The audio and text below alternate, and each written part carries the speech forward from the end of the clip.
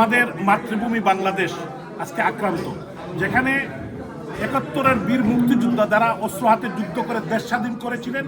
আপনারা দেখেছেন কুমিল্লার ১৪ গ্রামের একজন বয়োজ্যেষ্ঠ মুক্তিযোদ্ধাকে কিভাবে জুতার মালা গলায় দিয়েছে এবং মাটিতে ফেলে উনাকে আজকে সারা বিশ্ব বিবেক জেগে উঠেছে।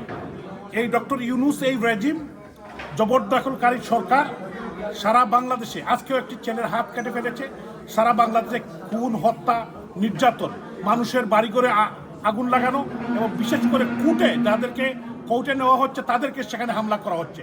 এই ফ্যাসিস্ট রেজিমের বিরুদ্ধে গণজাগরণ এবং আমি মনে করি প্রতিরোধ গড়ে তোলার সময় এসেছে। দেশে বিদেশে এদেরকে যেখানেই পাবেন প্রতিরোধ গড়ে তুলেন। আমাদের যখন মরতেই হবে তাহলে প্রতিরোধ গড়ে তুলে প্রতিবাদ করেই মরতে হবে।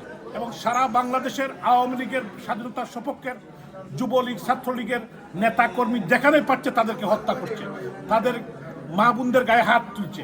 আজকে রাজশাহীতে দেখি হামলা করেছে প্রত্যেকটি জায়গায়।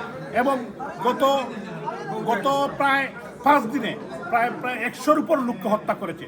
এই হত্যাকারী, খুনি, নির্যাতনকারী রেজিম, ডক্টর ইউনূসের রেজিমের বিরুদ্ধে আমি মনে করি বাংলাদেশের 18 কোটি মুক্তিকামী মানুষ, বিবেকবান মানুষ দল মতের ঊর্ধ্বে উঠে সবাইকে, বিশেষ করে আমি মা বোনদেরকে বলবো যে আপনাদের বিবেককে জাগ্রত করুন। সাংবাদিক, বুদ্ধিজীবী, সুশীল সমাজ সবাইকে সামনে আসার জন্য আহ্বান জানাবো।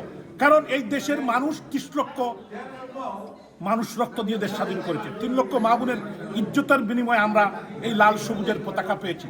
যেখানে একজন মুক্তিযোদ্ধার সম্মান থাকে না, এখানে এই খুনি চক্র যারা স্বাধীনতা বিরোধী, তারা তাদের প্রভু পাকিস্তানিদেরকে বাংলাদেশে নিয়ে আসছে, পাকিস্তানের জাহাজ নিয়ে আসছে, অস্ত্র নিয়ে আসছে, বাংলাদেশকে একটি জঙ্গি রাষ্ট্রের দিকে নিয়ে যাচ্ছে।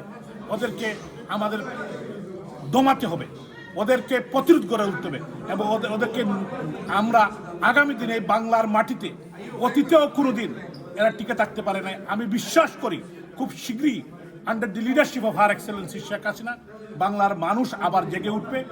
আবারও শেখ হাসিনার নেতৃত্বে আমাদের যে প্রাণের বাংলাদেশ, এই বাংলাদেশের উন্নতি, অগ্রগতি এগিয়ে যাবে। জয় বাংলা, জয় বঙ্গবন্ধু, জয় শেখ হাসিনা।